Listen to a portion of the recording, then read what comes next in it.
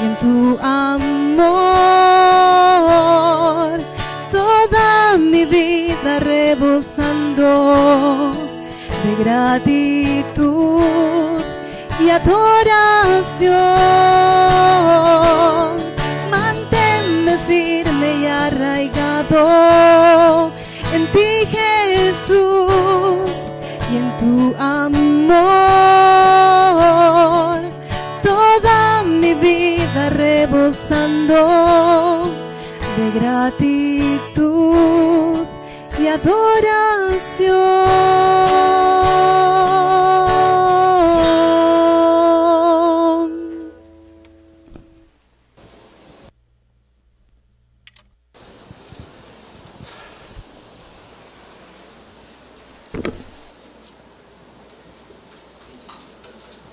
Damos gracias a nuestros hermanos de la música.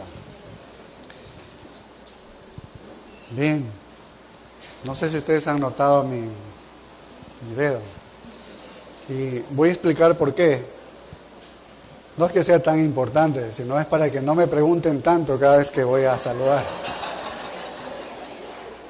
Entonces voy a dar una sola vez, así me ahorro mucho.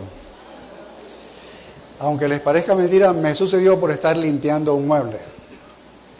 Y parece que el tendón se salió, se soltó, y entonces ese pedazo como que no actúa el dedo y se cae. Entonces tengo que estar así por unos días mientras el tendón se recupera y luego tengo que hacer rehabilitación. Así que no es que está quebrado o algo así, es algo tan sencillo, pero necesario dar esta explicación para que no me estén preguntando cada hermano y tengo que sacar la grabadora y ponerla a funcionar.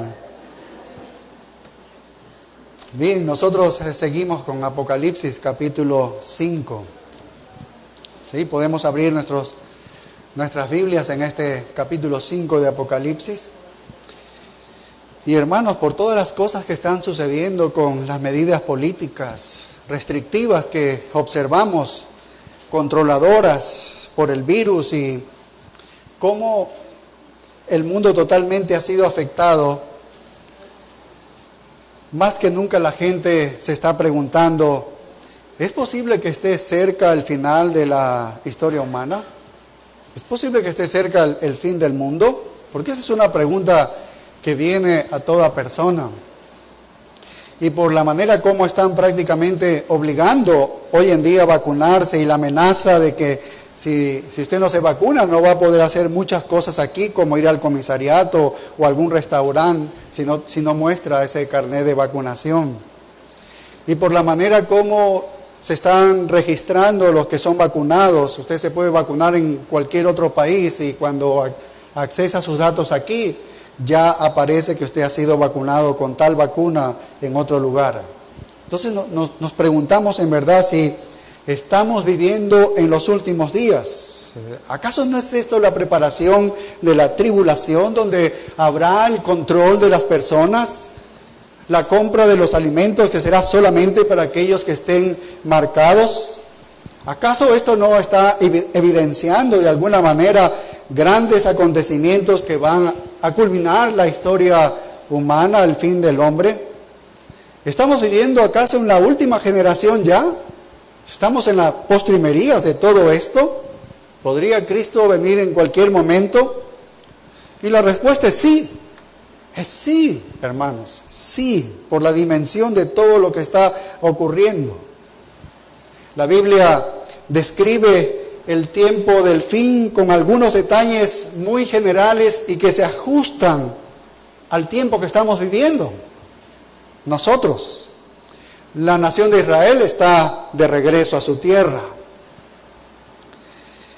El escenario político, económico y militar por medio del COVID es como un caldo de cultivo para que las naciones vean la necesidad de que surja un gran líder mundial que va a traer paz, supuestamente, al mundo, al Medio Oriente y al mundo. Vemos la inmoralidad como ha llevado al mundo al menos al mismo punto en el que estaba cuando el Señor ahogó a toda la humanidad en el tiempo de Noé. Estamos en el mismo tiempo, ¿sí ve? Los espíritus seductores, como predica el apóstol Pablo anunciando los últimos tiempos, también las doctrinas de demonios se han multiplicado, se han proliferado por todo lugar, y se nota la influencia de estas doctrinas falsas. Abundan los falsos profetas, hay tanta apostasía. La semana pasada escuché a un líder de una iglesia, Nelson Zavala, que predicaba en la iglesia donde él estaba profetizando el regreso del Señor Jesucristo por el año 2028. Con una cuestión matemática sacó esa fórmula que el 2028 viene el Señor Jesucristo. Todas estas cosas nos dicen que bien podríamos estar al borde de los juicios de Dios, al borde de la ira divina. Ningún hombre sabe el día y la hora de la venida del Hijo del Hombre. Eso está en la Escritura muy claro.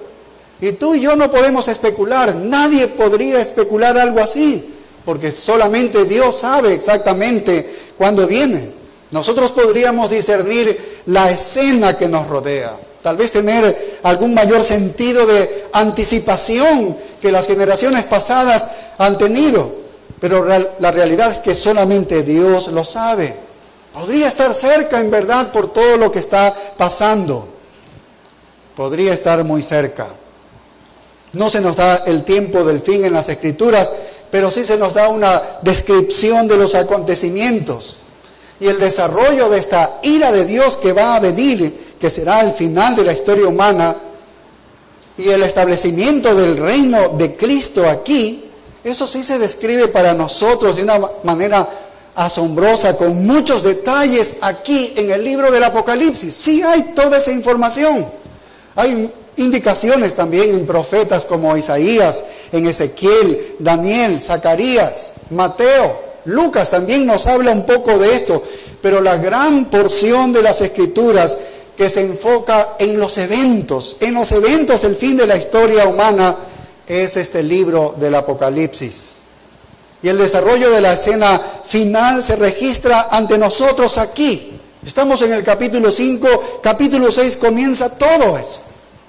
Todos los detalles de los juicios de Dios. En Apocalipsis capítulo 4 y 5 hemos visto cómo se ha establecido el escenario para que Dios venga en un juicio final para recuperar el universo caído y poner su rey sobre Sión, sobre esa colina santa, porque ahí va a poner a su rey y va a reinar sobre todo el mundo. Son cosas específicas que nos anuncia el libro de Apocalipsis. El desarrollo de esta revelación final está justo ante nosotros. Esto es lo que nosotros estamos estudiando. Capítulo 4 de Apocalipsis, Juan fue llevado al cielo y está viendo una visión y vio el trono de Dios mientras se alistaba para el juicio. Dios estaba alistando para el juicio, pero estaba allí en el trono. El enfoque de este capítulo es Dios en su trono. Y en el capítulo 5, que ya nosotros estamos estudiando, se encuentra en el mismo escenario del capítulo 4, pero Juan está viendo a un personaje adicional. Ve al Cordero que va a venir a promulgar el juicio. Él va a venir a promulgar el juicio. Así que el enfoque en este capítulo 5 es el Cordero que viene al trono, se acerca al trono y toma el rollo, toma el libro de la mano de Dios, del que está sentado en el trono. Este es el título de propiedad del universo. Y en el capítulo de Apocalipsis 6 comienza a desenrollar ese rollo y ahí están los juicios para recuperar el universo. Y así hemos visto cómo en Apocalipsis 5:1 dice: y vi la mano derecha del que estaba sentado en el trono, un libro escrito por dentro y por fuera, sellado con 7 sellos. El rollo de 7 sellos, este es el título de propiedad del universo. Eso se fue enrollando poco a poco y poniendo los sellos, de manera que 7 sellos. Y nadie puede abrir esto sino aquel que le está autorizado para romper los sellos. Nadie más puede hacerlo. Y el contenido dentro del rollo está expuesto todos los detalles de cómo se va a recuperar el universo. Están todos los juicios que va Dios a hacer en esta tierra. Y en el exterior de este rollo se encuentra el resumen de lo que el contenido de ese rollo. Es un resumen. Esto era típico de los documentos antiguos. Y Dios está sosteniendo el rollo en su mano, tanto como para decir, ¿quién tomará este rollo ahora en mi nombre? ¿Quién lo va a tomar y va a promulgar lo que está escrito en él? Y lo recuperará lo que es legítimamente mío. ¿Quién va a hacerlo?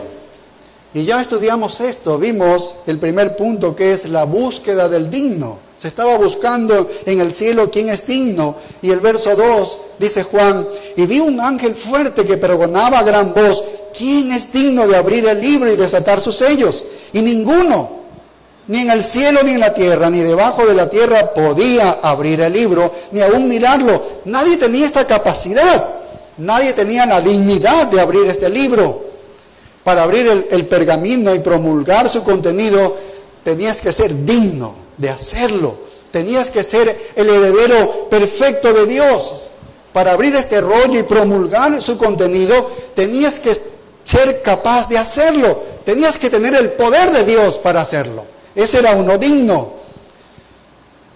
¿Quién es entonces la perfección de Dios y el poder de Dios? ¿Quién puede hacer esto? Nadie había, ni en el cielo, ni en la tierra, ni debajo de la tierra. Quiere decir que en ningún lugar, ningún ser podía hacer esto. Entonces Juan en el verso 4 dice, y lloraba yo mucho porque no se había hallado a ninguno digno de abrir el libro, ni de leerlo, ni de mirarlo. Y bueno, Juan seguramente venía a su mente en ese momento de que nadie se evidenciaba, nadie decía yo puedo abrirlo, nadie, había un silencio, y seguramente la mente de Juan estaba llena de pensamientos y tal vez él estaba pensando si esto significaba que la tierra seguiría en el poder del príncipe del aire, dominado por estas fuerzas demoníacas. Seguiría el pecado dominando a los hombres. Se preguntaba si Jesucristo alguna vez sería exaltado como se había prometido. Y si el reino prometido a Israel sería de verdad, vendría alguna vez en esta tierra. Y si las promesas de que los santos reinarán alguna vez tendría lugar. Todo eso venía a la mente de Juan y por eso él lloraba. ¿Será que ya todo esto está perdido? ¿Que el mundo seguirá así, no va a cambiar? Y Juan comenzó a llorar grandemente. Y así, de la búsqueda del digno, pasamos al siguiente punto, que es la selección del digno, en el versículo 5. Lo estudiamos también un poco la semana pasada, que dice así el verso 5. Dice, y uno de los ancianos me dijo, no llores, he aquí, el león de la tribu de Judá, la raíz de David. Y estudiamos estos dos títulos, porque son dos títulos del Mesías, que fueron dados en el Antiguo Testamento. El león es símbolo de gran poder y fiereza, que sale de la tribu mesiánica ¿de quién? De Judá. De Judá, por eso se le llama así, el león de la tribu de Judá. En Génesis 49. Él es el Mesías por venir de los lomos de Judá. ¿Sí ves? Él es el Mesías porque viene de los lomos de Judá. Pero también es la raíz o la descendencia ¿de quién? De David, del rey David. Eso es lo que está hablando. Él tiene sangre real. Él es rey por venir de los lomos ¿de quién? Del rey David, de su descendencia. Son dos títulos mesiánicos. Él es apto por ser rey por habilidad. Él es apto para ser rey por dignidad. ¿Por qué por dignidad? Bueno, porque lo que sigue diciendo en el verso 5, Él tiene toda la dignidad, tiene los títulos de la promesa, viene de la tribu de Judá, viene de la raíz de David. Pero mira, Él tiene dignidad porque el verso 5 sigue diciendo, ha vencido para abrir el libro y desatar sus sellos. Esto tiene referencia a la cruz. Ahí está su dignidad para poder abrir este libro. Tiene referencia aquí a la cruz, donde Él superó a la muerte. Él triunfó sobre la muerte. Él triunfó sobre Satanás. Triunfó sobre los demonios. Triunfó sobre el pecado. Triunfó sobre el infierno. ¿Ves? Él tiene toda la dignidad. Porque allí está. Ha vencido para abrir este libro y desatar sus sellos. Fíjate, solo quisiera leerte la obra de Cristo en la cruz. Colosenses, lo resume bastante, pero da algunos detalles interesantes. Colosenses capítulo 2 y el versículo 13. Colosenses 2:13, que dice: y a vosotros, estando muertos en pecados y en la incircuncisión de vuestra carne, os dio vida juntamente con Él, dice, perdonándoos todos los pecados, anulando el acta de los decretos que había contra nosotros, que nos era contraria. Pablo se está allí incluyendo, quitándola de en medio y clavándola en la cruz, y despojando a los principados y a las potestades, los exhibió públicamente, triunfando sobre ellos en la cruz. Ha vencido. Por eso Él es digno de abrir el libro y sus sellos. Y por eso dice, dejen de llorar, el Mesías lo va a hacer, el Mesías lo va a hacer. El de la tribu de Judá, el de la raíz de David, Él lo va a hacer. Él ha vencido, en la cruz ha vencido. Y en ese momento entonces los ojos de Juan están allí en la visión, y él, cuando se le dice esto de la tribu de Judá, de la raíz de David que ha vencido, él está esperando ver un Mesías triunfador. Sus ojos están expectantes para ver que se muestre este personaje. Y en esos instantes él está buscando un león que viene de Judá. Sus ojos están esperando un rey que viene de la raíz de David. Y el verso 6 dice, y miré, y vi que en medio del trono de los 4 seres vivientes y en medio de los ancianos, en medio de toda esta visión gloriosa, porque estaba la gloria de Dios, reflejaba todo eso. Y ya hemos estudiado cómo está allí la gloria de Dios reflejándose y saliendo rayos y saliendo una serie de cosas. Y en medio de todo eso, Él estaba esperando a un león fiero, a un rey poderoso. Y el texto bíblico dice en el verso 6, y estaba en pie un cordero. Eso es lo que ve, un cordero. Y la palabra griega para cordero allí es arnión, un diminutivo de cordero. Ni siquiera es un cordero, sino que es un pequeño cordero, un pequeño cordero. Eso es lo que dice la Escritura. Y esto nos lleva un poco a recordar cómo el judío era jefe de la casa, de cada hogar, cada judío, y él tenía la tarea de, durante la Pascua, de seleccionar un cordero para ser ofrecido en sacrificio a Dios. Y tenía que ser un cordero impecable, ninguna mancha, tenía que ser perfecto. El mejor cordero, toda familia debía escogerlo para ofrecerlo como sacrificio a Dios en el día de la Pascua. Pero antes de sacrificar a este cordero tenía que ser traído a la casa y estar con la familia unos 4 días. 4 días ese pequeño corderito, tierno corderito, vivía con la familia. Y 4 días todos los niños de la familia abrazaban al cordero y se convertía en la mascota de los niños. Y luego se lo asesinaba violentamente. Y Dios les estaba enviando un mensaje entonces a través de este simbolismo de que el Cordero Supremo, que iba a ser Jesucristo, será uno que es precioso, ¿no? Porque era intachable, sin mancha, dice, y el asesinato de ese Cordero será un sacrificio, no habría sido sacrificio, ¿no? En particular traer un Cordero extraño, eso no era sacrificio, ¿no? Y matarlo. Pero uno que se había convertido en mascota en la casa, eso sí era sacrificio. Y Juan miró y vio a un pequeño cordero. No vio el león, vio a un cordero. Pero ese cordero es león, ¿no? Ese cordero es león. Y es interesante que en el Antiguo Testamento solo hay 2 referencias cuando se habla de cordero, mencionándolo al Señor Jesucristo, en Isaías y en Jeremías. Y no hay más. Hay muchas referencias, claro, que apuntan hacia Cristo cada vez que los judíos se acercaban a sacrificar el cordero. Pero directamente, hablando del cordero a Jesucristo, solamente estos dos textos. Y cuando vamos al Nuevo Testamento, antes de Apocalipsis, encontramos 4 menciones a Jesús como el cordero. Juan el Bautista menciona cuando dice ahí el cordero, ¿no?, que viene, dice, y que quita todo pecado del mundo, ¿no? Y hay otras 3 textos que nos hablan de Jesús como cordero. El apóstol Pedro también habla que Él es un cordero sin mancha.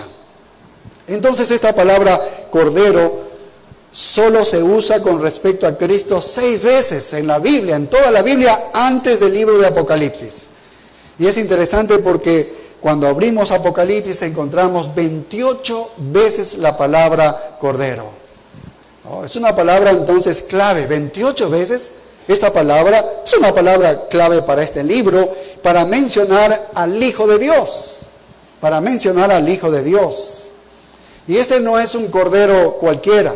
¿Por qué? Porque dice que está en pie, dice el versículo 6, está en pie. Lo que significa es que está vivo, se está moviendo.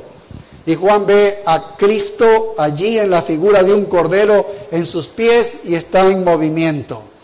Pero el verso 6 sigue diciendo que este cordero es como inmolado, quiere decir que como muerto.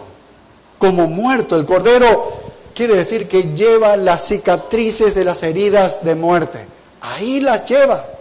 Son heridas visibles, pero Él está vivo, no está muerto. Él está vivo. Dice, como inmolado es muerto, como muerto. Quiere decir que se ven las heridas, son visibles las heridas de muerte, pero Él está vivo. Y recordemos que los poderes de la tierra y el infierno se habían unido para matar al Cordero. Lo mataron, pero Él está vivo, Él está en pie. Todavía lleva las cicatrices de su muerte. Jesús, después de su resurrección, recuerden lo que Él hizo, mostró a sus discípulos las señales, las cicatrices en sus manos y en sus pies y su costado.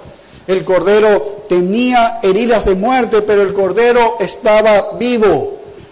Y la pregunta es, ¿cómo este Cordero va a entrar en batalla con Satanás? Porque en Apocalipsis 12 habla de que Satanás es el dragón, un cordero con un dragón. No lo podemos imaginar una batalla, y ya la batalla anterior la perdió, dicen algunos. Perdió porque murió allí el cordero. Pero es un pensamiento erróneo. Esa es una idea errónea. Él no perdió la vez anterior, no perdió la última vez, él ganó. Él ganó. El gobernante de este mundo fue juzgado. El gobernante de este mundo fue juzgado. El reino de las tinieblas ha tenido su poder roto. El dominio del pecado está destrozado. El reino de las tinieblas ha sido invadido. Millones de almas han sido arrebatadas, cautivados al reino de la luz admirable de Jesucristo. ¿Ves? No perdió. Lo que hizo en la cruz costó la vida, sí, pero Él no perdió. Él no perdió, desarmó a los principados, desarmó a todas las potestades, descendió al infierno, por así decirlo, y proclamó su triunfo sobre ellos. El apóstol Pedro dice que Él no perdió, Él ganó, y volverá a ganar, como vemos aquí. La primera vez que vino como un cordero que murió, pero Él allí nos redimió. Él nos redimió pagando un precio que era necesario, ¿no? Y Pedro dice que nunca habríamos nosotros haber sido redimidos ni con plata ni con oro. Era necesario la sangre de Jesucristo, un cordero sin mancha alguna. Era la única manera, no había otra manera de redimir, y eso es lo que hizo en su muerte. Así que Él vino esa vez y ganó y triunfó, porque derrotó a la muerte, derrotó a Satanás, derrotó a los demonios, derrotó el pecado y derrotó al infierno. Así que triunfó. El Cordero es el que está a la altura de esta tarea, porque el Cordero es el león de la tribu de Judá. Él es el rey de la raíz de David, que Él viene. Entonces es su muerte como cordero, lo que ahora lo está calificando como un león y un rey, un monarca, que es digno de abrir este libro. Y ahí está el cordero, está de pie, está vivo. Y ahora se mueve hacia el conflicto final con poder. ¿Por qué con poder se mueve? Por lo que sigue diciendo el versículo 6. Dice que tenía 7 cuernos. 7 cuernos. Este es un símbolo de poder, los cuernos. En el reino animal siempre los cuernos están representando poder. Porque los animales usan los cuernos ¿para qué? Bueno, en combate lo usan. Están ejerciendo ahí poder en el combate. Están infringiendo heridas a sus enemigos. Entonces es un símbolo de poder. Un cuerno se convirtió en símbolo de poder en el mundo animal. Y así lo encontramos en las mismas escrituras. Y 7 cuernos, dice aquí, significan el número de la perfección. 7 es el número de la perfección, de la finalización. Quiere decir que él era poder perfecto. Si tenía poder, si muestra aquí esto poder, él tiene el poder perfecto. Este es el cordero que tiene un poder perfecto. Era el todopoderoso guerrero. Venía como un pequeño corderito, como una mascota, pero muy inusual, con 7 cuernos. Así que tenía un poder, soberanía. Eso es lo que estaba mostrando al ver estos 7 cuernos. Pero tenía más. Y luego dice, y 7 ojos. Ya hemos visto que el número 7 es el número perfecto, el número completo, finalizado. Y esto habla, los 7 ojos lo hemos estudiado, habla de conocimiento, de comprensión, de omnisciencia, que Él lo sabe todo, lo investiga todo, lo observa todo, nada está escondido a Él. Él podía ver todo y comprender absolutamente todo. Y eso es lo que está mostrando aquí. Él sabe exactamente lo que está pasando, sabe qué es lo que debe hacer y tiene el poder preeminente para hacerlo, porque ha mostrado con los cuernos que tiene poder. ¿Cómo son descritos estos 7 ojos? Mira lo que sigue diciendo. Dice, los cuales son los 7 espíritus de Dios enviados por toda la tierra. Esta es una descripción interesante que se repite ahora por tercera vez aquí en el libro de Apocalipsis. Ya hemos cubierto 2. En Apocalipsis 1:4 nos habla 7 veces, por séptuple al Espíritu Santo. En el capítulo 4 y el versículo 5 también se menciona. El Espíritu Santo 3 veces ha sido definido como un espíritu séptuple. Y eso lo estudiamos remontándonos a Isaías 11, ¿recuerdan? Cuando hay esa promesa donde el Mesías es llamado la raíz de David, que va a venir en severo juicio de castigo y establecerá su reino, un reino donde el león se acostará con el cordero y todas las demás cosas. De ahí sacamos, y ese mismo capítulo también describe este ministerio séptuple del Espíritu, que el Espíritu del Señor es el Espíritu de sabiduría, el espíritu de entendimiento, el espíritu de consejo, el espíritu de fortaleza, el espíritu de conocimiento, el espíritu de temor. Los 7 espíritus describen la plenitud del espíritu, la plenitud del espíritu. Y aquí vemos que de nuevo se menciona esta plenitud del Espíritu Santo, y esta vez con referencia ¿a qué? Al conocimiento para el juicio. Es decir, porque el contexto en Apocalipsis 5 es el juicio que ya viene. Y está hablándose en referencia de la omnisciencia respecto al juicio que viene. Esta plenitud del Espíritu en Apocalipsis 1:4 lo veíamos en referencia a la gracia y la paz. En Apocalipsis 4:5 lo veíamos en relación del juicio actuando, pero aquí su plenitud está en relación con la omnisciencia, mientras busca en la tierra a los criminales para que sean juzgados. Dios está viendo toda la tierra y viendo a todos los hombres, que ninguno se escape de los que deben ser juzgados. Eso es lo que está mostrando aquí. Así que este cordero sale en pie, que significa que este cordero está vivo, soportando las heridas de su muerte, teniendo un poder supremo, con una omnisciencia completa en virtud de esta plenitud del Espíritu Santo enviado a toda la tierra, porque va a evaluar, porque va a identificar quién ha de recibir el juicio de Dios, quién ha de recibir el castigo de Dios. Y esto es interesante, esta nota, porque cuando el Señor Jesucristo está hablando en su ministerio terrenal, y lo registra Juan en los capítulos 14, 15 y 16, y él dijo, Jesús dijo, yo voy a enviar, dice, voy a enviar a otro consolador, refiriéndose al Espíritu Santo. Y a menudo asumimos que el Espíritu Santo no es más que un consolador, no es más que un ayudador. Mira, Jesús dijo que va a enviar a otro consolador. Pensamos que el Espíritu Santo está en términos solamente de un ayudante, de un animador, de un consolador. No es así. No lo vemos aquí así. En Juan 16 nos dice que Él es un convencedor también. Él convence al mundo de pecado. Así dice en Juan 16. Él es el que convence al mundo de pecado. Pero aquí en Apocalipsis 5 aparece que Él es el verdugo. Él viene a observar, viene a buscar en el mundo, va a identificar a las personas que van a ser destruidas, va a evaluar la situación de cada persona para que el Cordero pueda salir en juicio contra ellas. Esta es una obra del Espíritu Santo, es una tarea, una función del Espíritu Santo.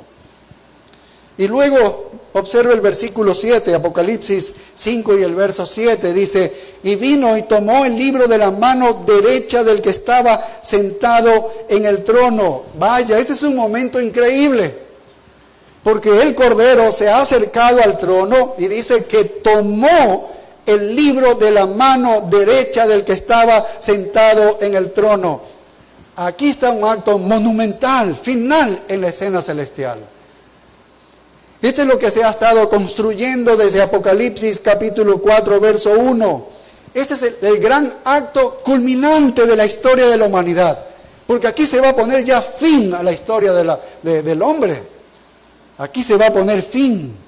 La meta de la redención está a punto de ser alcanzada. Ha cogido el rollo de la mano del que está sentado en el trono.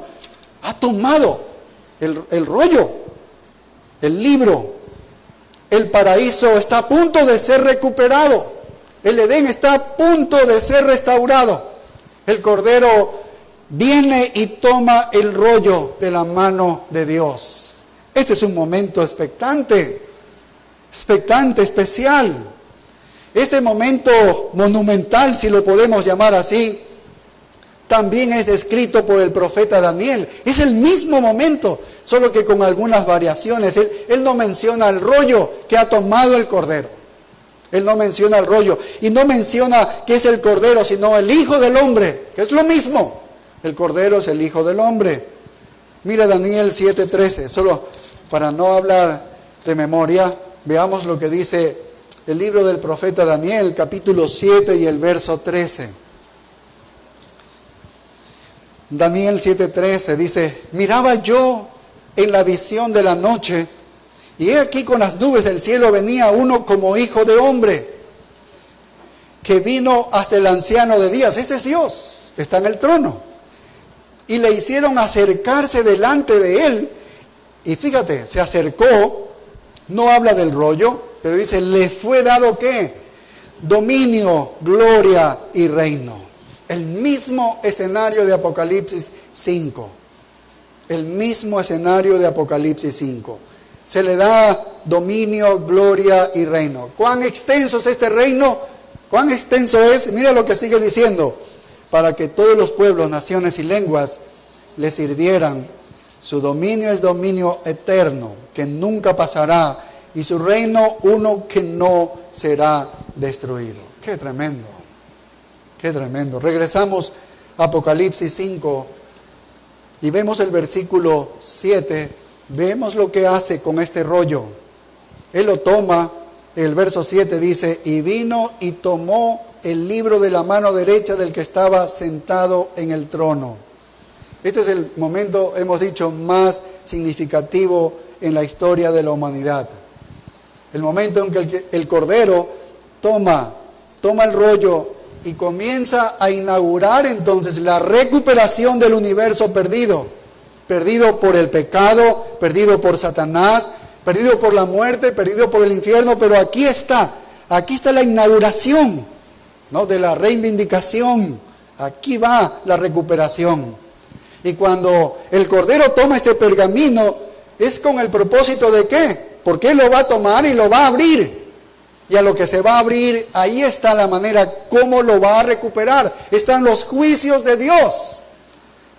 Y entonces se va a abrir Apocalipsis 6 y encontraremos en detalle todo lo que va a ocurrir y lo que va a venir en ese tiempo. Pero antes de que nosotros abramos Apocalipsis 6 y veamos cómo se va a desarrollar esos juicios, hay otra cosa que debemos tener en cuenta y es la alabanza del digno. Antes de que se abra esto, comienza una alabanza, una explosión, una alabanza. Abarca los versículos del 8 al 12. Todos los seres en el universo estallan en alabanza. Mire el verso 8. Y cuando hubo tomado el libro, los 4 seres vivientes que fueran los querubines, recuerdan que estudiamos, y los 24 ancianos que representan aquí a la iglesia redimida y que ha sido arrebatada, ¿qué hacen ellos? Se postran delante del Cordero. Cayeron en adoración. Cuando Él toma, antes de abrirlo, ya iba a abrirlo y ellos caen en adoración.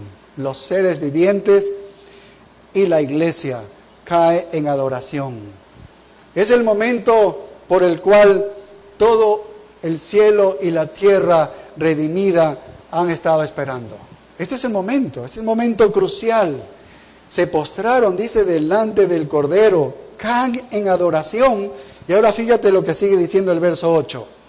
Todos tenían arpas y copas de oro llenas de incienso, que son las oraciones de los santos. Algunos eruditos sostienen que la gramática y el diseño griegos parecen indicar que la intención original del autor aquí, inspirado, que es Juan, es que los 24 ancianos cayeron ante el Cordero teniendo cada uno un arpa, y no los 4 seres vivientes. Solo la iglesia tenía, cada uno de ellos, un arpa, cada miembro de la iglesia. Y cuando vemos el arpa, aparece en muchos textos en el Antiguo Testamento, porque está mencionando que cada uno de ellos tiene un arpa.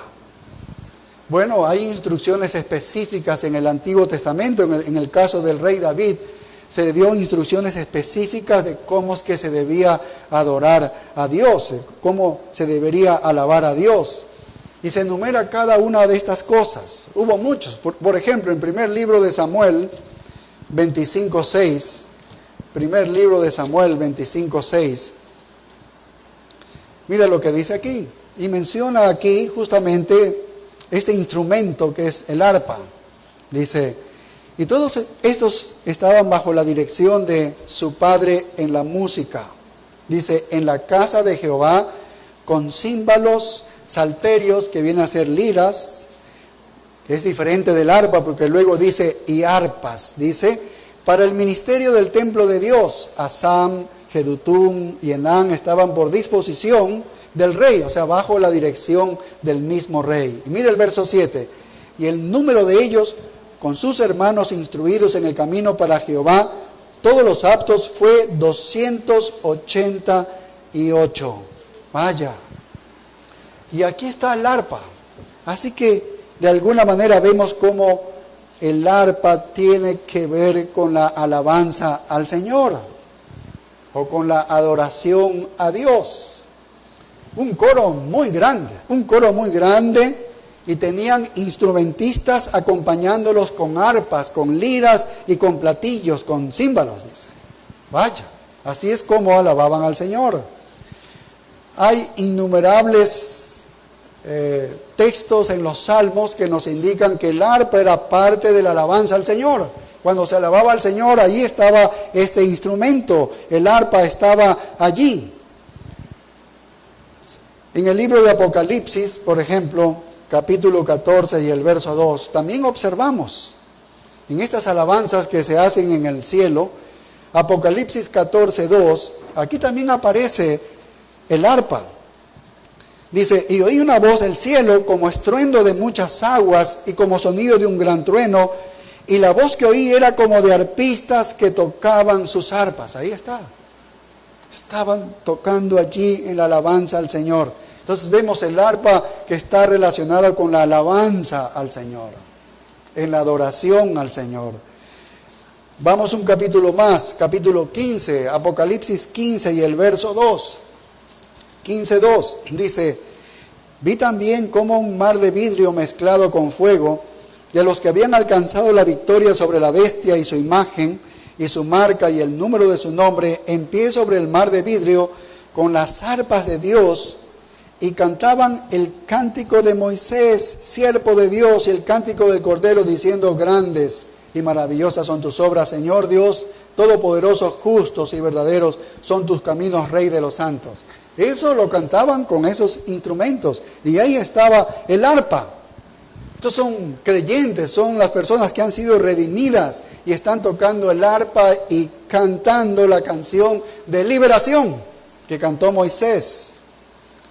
Entonces este coro celestial, recuerden que nosotros vimos que comenzó en Apocalipsis capítulo 4 y el versículo 8. Allí comenzó el coro celestial, ¿con quiénes? Con los 4 seres vivientes. Ellos comenzaron a alabar a Dios, ¿no? Estos son los querubines que comenzaron a alabar a Dios. Luego se adicionó el grupo de los 24 ancianos que representan a la iglesia redimida, y ya son 28 que están alabando a Dios en Apocalipsis 4. Y ahora que pasamos a Apocalipsis 5, vemos cómo a estos 24 ancianos se han añadido instrumentos. Este instrumento del arpa, cada uno de ellos tenía un instrumento, un arpa. Los 24 ancianos tenían arpas. ¿Cuál es la intención de esto, ¿no? De mostrar el arpa allí? El arpa o la lira está regularmente en las Escrituras asociado con profetizar también. No solamente en la adoración, también lo observas en la profecía.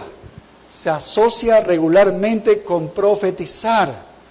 Veamos solamente brevemente unos ejemplos. Primer libro de Samuel 10:5. Primer libro de Samuel 10:5. El profeta Samuel le dijo a Saúl estas palabras, y observa, porque aquí hay una profecía y está el arpa allí. Primer libro de Samuel 10:5 dice, después de esto llegarás al collado de Dios, donde está la guarnición de los filisteos, y cuando entres allá en la ciudad encontrarás una compañía de profetas que descienden del lugar alto, y delante de ellos salterio, pandero, flauta y arpa, y ellos profetizando. Así que estos profetas iban a estar viniendo y se iban a encontrar, iban a venir, y vendrían ¿con qué? Anticipados con arpas. Y las arpas están asociados, entonces vemos, con la profecía.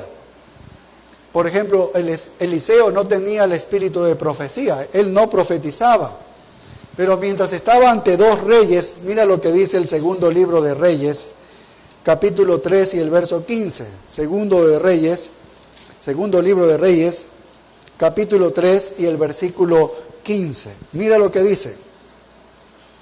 Dice, mas ahora, dice, traedme un tañedor. ¿Qué es un tañedor? Es el que tocaba un instrumento, el que tocaba el arpa. Ese es el tañedor. Dice, tráeme un tañedor, dice, y mientras el tañedor tocaba, la mano de Jehová vino sobre Eliseo, quien dijo, así ha dicho Jehová. Qué interesante, porque Eliseo no tenía el espíritu de profecía hasta que alguien vino y comenzó a tocar el arpa. De alguna manera Dios ordenó que en el sonido de esas notas, en la punteada de esas cuerdas, en esa melodía, su espíritu se iba a mover e iba a profetizar a través de Eliseo. Pero vemos cómo está relacionado el arpa con la profecía. Y si avanzamos un poco más allá en el primer libro de Crónicas, el siguiente libro, capítulo 25 y el verso 1, primer libro de Crónicas 25:1, también observamos esto. Cuando David está seleccionando y armando todo esto, este coro gigante, inmenso, mira lo que dice: asimismo David y los jefes del ejército apartaron para el ministerio a los hijos de Asaf, de Enán y de Jedutún. Y mira para qué, para que profetizasen con arpas, salterios y címbalos, y el número de ellos hombres idóneos para la obra de su ministerio. Y eso ya lo leímos anteriormente. Vaya, es interesante. Entonces el arpa no solo se usó para el acompañamiento en la adoración, sino que se usó también para el acompañamiento de la profecía. El arpa de alguna manera se vinculó a la profecía. Y bueno, si es así, está vinculada a la profecía, ¿qué nos dice acá en Apocalipsis capítulo 5, versículos 7, 8, que nos habla de esto? Quiere decir que el arpa que está allí, los 24 ancianos tienen cada uno un arpa, que no solamente el arpa está sirviendo para acompañar la adoración, sino para simbolizar toda la profecía. Está simbolizando toda la profecía, toda la revelación que Dios ha dado anteriormente, toda la revelación en las Escrituras que Dios ha dado, prometiendo, dando promesas y describiendo los grandes eventos que van a suceder en el tiempo del fin y que van a tener lugar en un futuro. Todo esto está simbolizando allí el arpa. Todas las profecías que se han dado con respecto al fin. Y los han dado algunos profetas y el mismo libro de Apocalipsis. El futuro, el regreso del Mesías a este mundo. El establecimiento de su reino aquí, en esta tierra. El juicio de los impíos. Todo esto ha sido profecía ya dada. Todo esto está simbolizado en las arpas. Las arpas simbolizan esto porque se convierte en los símbolos no solamente de la alabanza o la adoración, sino también en el símbolo de la profecía. Aquí está hablando de esto. Así que estos 24 ancianos están allí con sus arpas en una indicación simbólica de que todo lo que los profetas habían dicho alguna vez que iba a suceder, pues ya estaba a punto de suceder. Pues va a suceder. Eso es lo que está anunciando el arpa. Y estos 24 ancianos, como dice aquí el texto, se postraron a adorar. No solamente tenían arpas, también tenían otra cosa. ¿Qué tenían ellos? Mira, regresamos a Apocalipsis 5 y el verso 8, y es hasta ahí donde nos vamos a quedar. Dice así: y tenían copas de oro llenas de incienso, que son las oraciones de los santos. Estas copas, tal vez la idea de nosotros es una copa pequeña, son unas copas muy anchas, en verdad, a eso se refiere. Eran hechas de oro estas copas. Estas copas se encontraron en el tabernáculo, según Zacarías 14:20, se usaron en el altar y eran muy anchas, parecía una olla. Esas eran las copas que están refiriéndose aquí.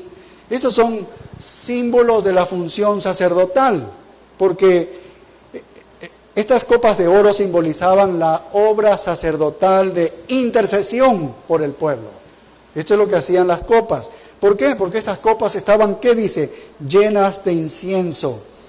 El incienso se quemó para enviar la fragancia hacia arriba, ¿no? Hacia el mismo Dios, hacia arriba. Entonces los sacerdotes en el Antiguo Testamento, ellos quemaban incienso porque simbolizaba eso, las oraciones que están elevándose a Dios. ¿Como qué? Como una fragancia, como un olor fragante hacia Dios. Normalmente los sacerdotes se paraban en el lugar santo, adentro del lugar santo, frente al velo que dividía hacia el lugar santísimo. Y ahí ofrecían el incienso ante la misma presencia de Dios, para que de alguna manera fuese arrojado al lugar santísimo eso, y allí, por decirlo así, subiría como un olor fragante a la misma presencia de Dios. Algunos dicen a las fosas nasales de Dios, que él lo iba a leer como un olor agradable. ¿Sí ves?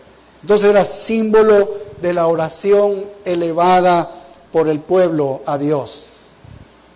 El Salmo 141:2 dice, suba mi oración delante de ti como el incienso, porque eso es lo que hacía el incienso.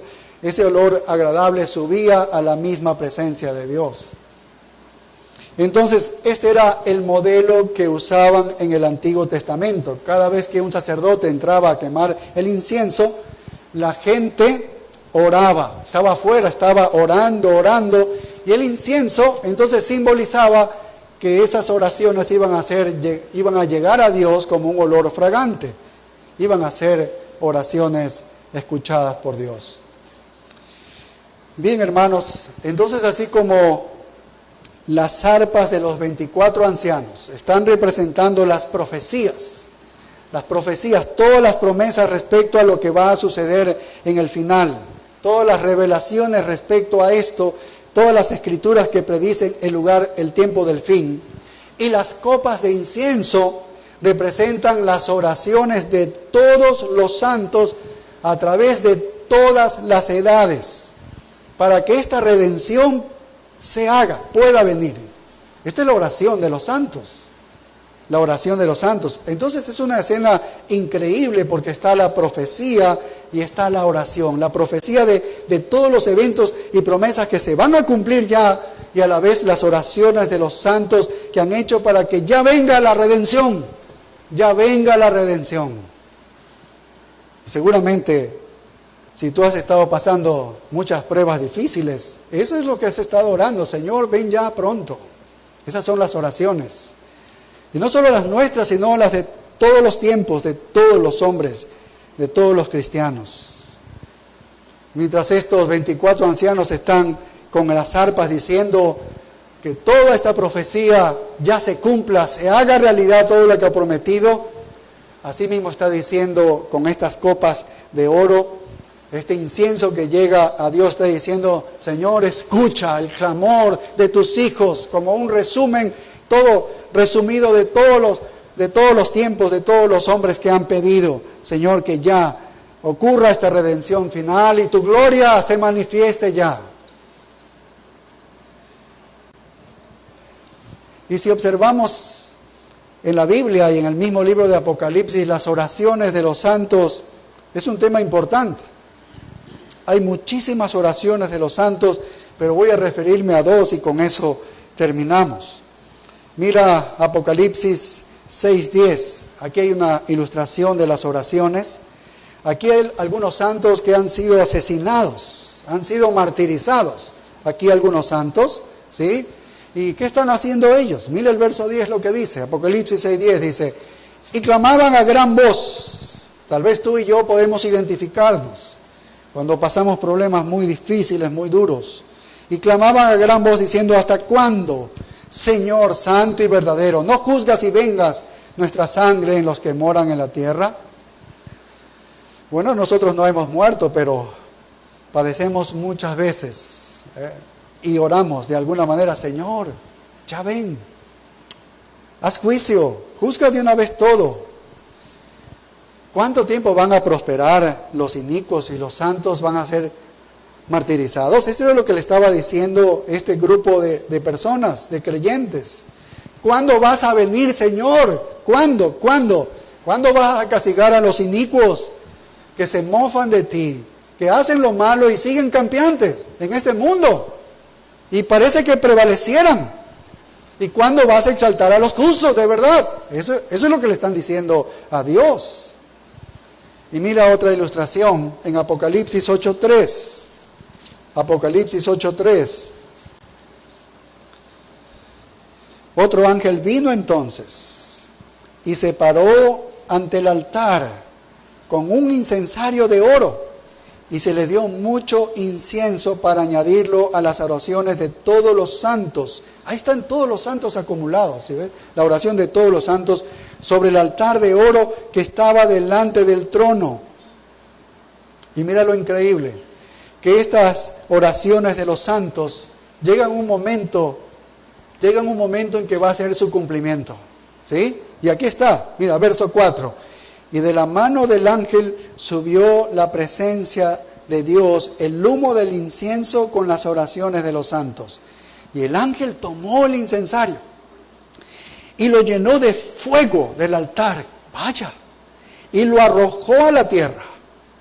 Y hubo truenos y voces y relámpagos y un terremoto. Las oraciones aquí fueron contestadas. Las oraciones fueron contestadas. Todo el incienso de la oración de los santos ahora se lo convierte y se lo devuelve en holocausto de juicio en la tierra sobre los hombres. ¡Qué terrible va a ser eso! ¿Cómo nos podemos imaginar que va a suceder eso? Entonces aquí están estos 24 ancianos redimidos representando a la iglesia. Están con arpas y están con copas de oro. Simbolismo de las promesas de Dios del tiempo del fin, que son ciertas y ya se van a cumplir. Y la oración que ya va a ser contestada de los santos pidiendo una y otra vez: Señor, ya no soportamos la lucha con la carne que tenemos, el pecado que nos asedia, Satanás que campea, el pecador que está campeando en este mundo. El engaño parece que prevalece sobre la verdad. Señor, ya, actúa. Y eso es lo que encontramos aquí. Y esa súplica entonces tiene eco en las fosas nasales de Dios, porque ha subido en olor agradable y Dios escucha. Ya va a ser un momento increíble. Y cuando ya viene a desencadenarse todo eso, todavía no ocurre eso. ¿Por qué? Porque en el momento que se presenta la profecía y la oración contestada, entonces hay algo abrupto en el cielo, hay un estruendo de alabanzas a Dios. Y eso lo veremos la próxima semana. Oremos. Padre, gracias por este cuadro maravilloso que nos muestra Juan de cómo va a suceder el tiempo del fin y qué es lo que ocurrirá en el cielo. Estamos en el preámbulo del juicio final y nos parece que estamos viviendo, Señor, momentos previos a eso, por lo que ocurre no solo en un país, sino en todo el mundo, de una manera generalizada, de una manera globalizada, Señor. Mientras tanto, traes esperanza a nuestros corazones, porque todas tus promesas a través del arpa vemos que son ciertísimas, porque nuestras oraciones no han caído en un vacío. Tú las escuchas, Señor, y te damos gracias por ello. Gracias porque traes esperanza, seguridad, en medio de este mundo que vive desbocado, Señor, perdido completamente, sin brújula. Y gracias por la esperanza que traes a nuestros corazones. En el nombre glorioso de Cristo Jesús. Amén. Nos ponemos de pie, hermano.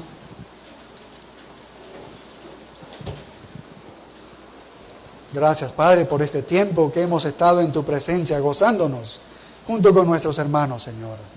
Ahora llévanos con tus más ricas bendiciones. En el nombre glorioso de Cristo Jesús. Amén. Nos vemos a las 5 de la tarde.